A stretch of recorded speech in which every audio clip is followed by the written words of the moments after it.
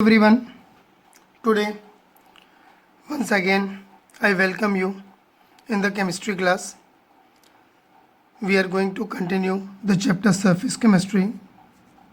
Yesterday we have discussed about types of adsorption. In that I have came to know that few of the students were confused about two things. One is the bulk phase. Bulk phase means the material on which the adsorption takes place. Means we can say adsorbent can be considered as a bulk phase. Number two, few students asked me that if molecular species are being adsorbed on the surface, then how come the negative adsorption take place? So according to the modern concept, it is being explained that if the concentration of a substance is different inside and outside the bulk phase, means that is adsorbent, then it can be considered, or it is being considered as adsorption. So I think so the query must be clear. Today we will start with the types of adsorption on the basis of nature of forces which exist between adsorbate and adsorbent. In the previous session I have explained you that the adsorption is a phenomena in which there is a force of attraction between the adsorbate and adsorbent. Now what is the nature of the force? That will be depending upon the nature of the substances between which the forces comes into existence. So on that basis we can classify adsorption into two categories, that is physical adsorption and chemical adsorption. So one by one let us understand. First is physical adsorption. When the forces of attraction existing between adsorbate and adsorbent are weak van der Waals forces, then it is called as physical adsorption or physisorption or van der Waals adsorption. Now because the forces are van der Waals forces, so it can be considered as van der Waals adsorption. Important point to be noted here is that as force of attraction between adsorbate and adsorbent is weak, so this type of adsorption can be easily reversed by heating or by decreasing pressure. Means अब forces जो हैं adsorbate और adsorbent के बीच में weak हैं, तो वो आसानी से breakup हो सकती हैं forces. इसीलिए अगर हम adsorption होने के बाद temperature increase कर दें, heat कर दें, तो जो adsorbate है वो detach हो जाएगा या desorbed हो जाएगा from the surface of the adsorbent. इसी तरीके से प्रेशर कम कर दें. मान लीजिए अगर कोई गैस है वो एड्सॉर्ब हो गई है किसी एड्सॉर्बेंट पर, जैसे कि मान लीजिए हाइड्रोजन गैस एड्सॉर्ब हो गई निकल कैटलिस्ट के ऊपर, तो एक पर्टिकुलर प्रेशर होगा जिस प्रेशर पर हाइड्रोजन गैस एड्सॉर्ब होगी. तो अगर हम प्रेशर को कम कर देंगे तो वो हाइड्रोजन गैस वहाँ से डिसॉर्ब हो जाएगी, यानी कि डिसॉर्प्शन हो जाएगा या हाइड्रोजन गैस हट जाएगी. नाउ कैरेक्टरिस्टिक्स ऑफ फिजिसॉर्प्शन, यानी फिजिसॉर्प्शन की कुछ स्पेसिफिक कैरेक्टरिस्टिक प्रॉपर्टीज़ हैं, वो क्या क्या हैं वो एक एक करके हम डिस्कस करते हैं. ये एग्जाम में क्वेश्चन के फॉर्म में आते हैं. First, lack of specificity. Since van der Waals forces are universal, यानी कि जो कॉन्सेप्ट है वैन डर वाल्स फोर्स का वो ये कहता है कि these forces can exist between any two chemical species, so it is universal in nature. So any gas can adsorb to any adsorbent but to a different extent. भाई कोई gas ज़्यादा adsorb हो जाएगी तो कोई गैस कम adsorb होगी, लेकिन adsorb ज़रूर होगी. कोई भी गैस किसी भी एड्सॉर्बेंट पे एड्सॉर्ब हो सकती है, कम या ज़्यादा ये डिपेंड करेगा नेचर ऑफ गैस पर, नेचर ऑफ एड्सॉर्बेंट पर. आगे हम डिटेल में और पढ़ेंगे. Second point, it is reversible in nature. जैसे मैंने पूरा ऊपर एग्जाम्पल दिया था वैसे कि सॉलिड है, ये एड्सॉर्बेंट है, इस पर गैस एड्सॉर्ब होगी तो गैस सॉलिड के बीच में एड्सॉर्प्शन हो गया and it is exothermic in nature. अब इंक्रीज इन प्रेशर, प्रेशर बढ़ा दें हम, and decrease in temperature, temperature कम कर दें, this will increase adsorption. And this has been explained on the basis of Le Chatelier principle. Le Chatelier principle में हमने देखा था, एक बार फिर बता रहा हूँ बेटा, सब लोग ध्यान से सुने और समझें. लीच-एटलुड प्रिंसिपल कहता है अगर हम प्रेशर इंक्रीज करते हैं तो इक्विलिब्रियम उधर शिफ्ट होता है जहाँ प्रेशर का इम्पैक्ट खत्म हो जाए. तो सॉलिड और गैस में एड्सॉर्प्शन हो रहा है तो गैस का प्रेशर है, तो इसका अगर प्रेशर इंक्रीज करेंगे तो इक्विलिब्रियम उधर शिफ्ट होगी जहाँ इसके प्रेशर का इम्पैक्ट खत्म हो जाए. तो वो कैसे खत्म हो सकता है? जब गैस एड्सॉर्ब हो जाए, यानी एड्सॉर्प्शन हो जाए. जब एड्सॉर्प्शन हो जाएगा तो प्रेशर खत्म हो जाएगा, क्यों गैस एड्सॉर्ब हो गई, अब गैस रही नहीं, वो तो एड्सॉर्ब हो गई। इसी तरीके से क्योंकि ये एड्सॉर्प्शन का प्रोसेस एक्सोथर्मिक है, तो इसीलिए लीचर प्रिंसिपल कहता है कि प्रेशर इंक्रीज करने पर इक्विलिब्रियम उधर शिफ्ट होता है जहाँ पे हीट एब्जॉर्ब होती है। इसीलिए अगर हम टेम्परेचर इंक्रीज करेंगे तो एड्सॉर्प्शन कम हो जाता है। तीसरा फैक्टर है with increase in surface area of adsorbent the extent of adsorption increases. यानी सरफेस फिनोमेना होता है एड्सॉर्प्शन, तो जितना ज़्यादा सरफेस एरिया होगा उतना ज़्यादा एड्सॉर्प्शन होगा।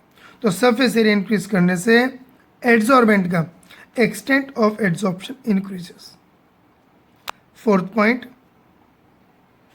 इजीली लिक्विफेबल गैस, जो गैस आसानी से लिक्विफाई हो सकती हैं, जिनमें इंटरमोलिकुलर फोर्सेस स्ट्रॉन्ग होती हैं, जैसे ammonia, carbon dioxide, sulphur dioxide, adsorbs to a greater extent than permanent gases like hydrogen, nitrogen and oxygen. इनके बीच में इंटरमोलिकुलर फोर्सेस वीक होती हैं। Strong forces, strong intermolecular forces, these gases will absorb to greater extent.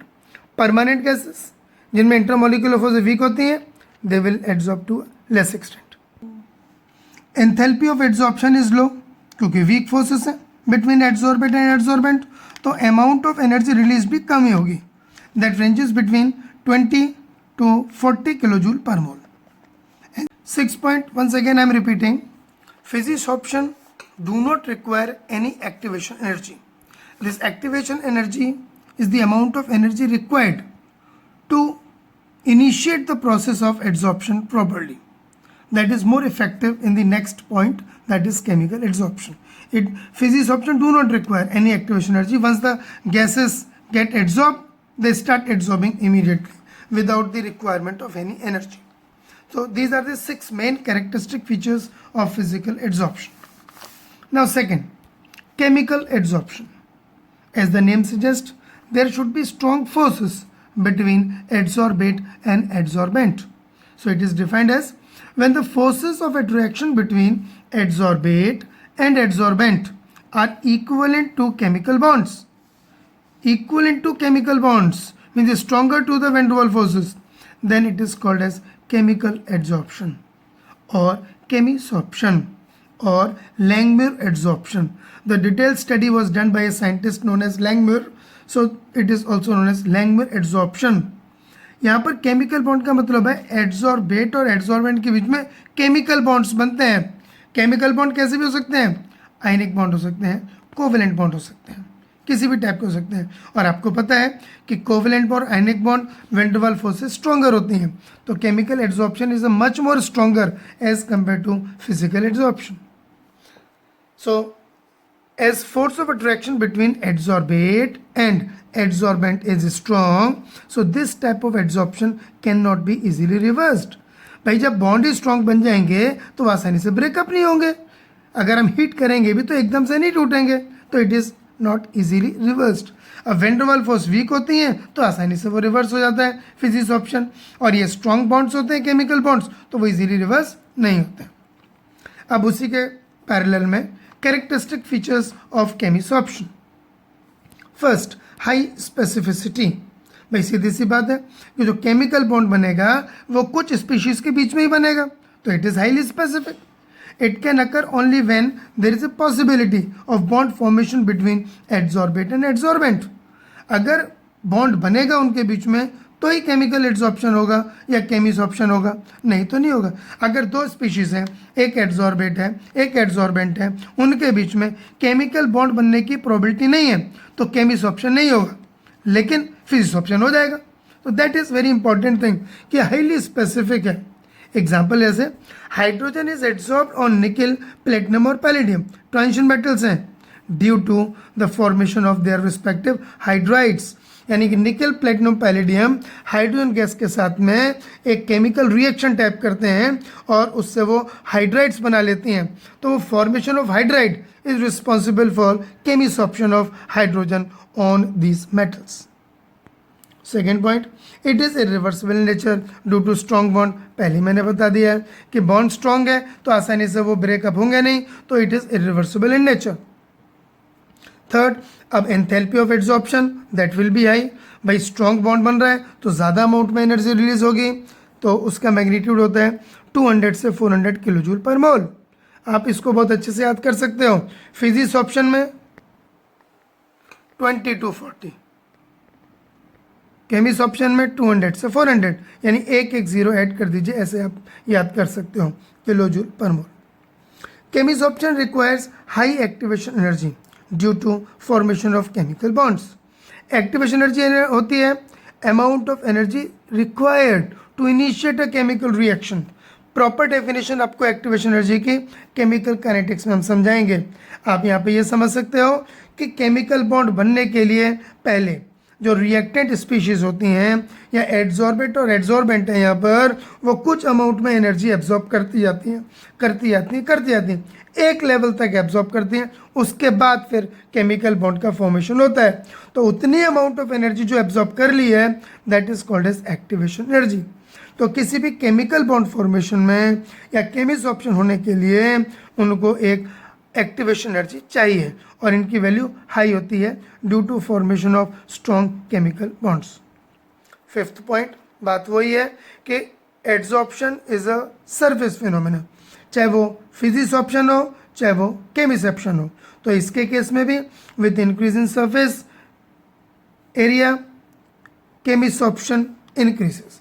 जितना adsorbent का surface area ज़्यादा होगा उतना केमिस्ट ऑप्शन ज़्यादा होगा। नोट, इन सम केसेस, ये इंपॉर्टेंट पॉइंट है, ध्यान रखें, in some cases physical adsorption at low temperature pass into chemical adsorption at high temperature. यानी लो टेम्परेचर पर अगर दो चीज़ों के बीच में फिजिक्स ऑप्शन हो रहा है तो वही चीज़ का हाई टेम्परेचर पर केमिस्ट ऑप्शन हो सकता है, पॉसिबिलिटी है। एक एग्जांपल बता रहा हूँ, एग्जाम में आता है, कई बार बच्चे इसको गलत कर देते हैं, समझ में नहीं आता उनको। एट 83 केल्विन यानी कि माइनस में डिग्री सेंटीग्रेड में, at 83 kelvin nitrogen gas undergoes physical adsorption on iron surface, whereas at 773 Kelvin and higher temperature nitrogen atoms undergoes chemical adsorption on iron surface. See the difference? यानी minus में temperature हो, बहुत कम temperature हो तो nitrogen physical adsorption करता है iron पे, लेकिन जब टेम्परेचर बहुत हाई हो 773 केल्विन या उससे ज़्यादा हो तो यही नाइट्रोजन आयरन के सरफेस पर केमिकल एड्सॉर्प्शन कर लेता है। So in this session we have discussed specifically and in detail about physical adsorption and chemical adsorption. Now I request to all that all should watch the videos regularly. It is very important so that you will remain in contact with the topic and will understand and learn easily and comfortably. It will not create a problem in future.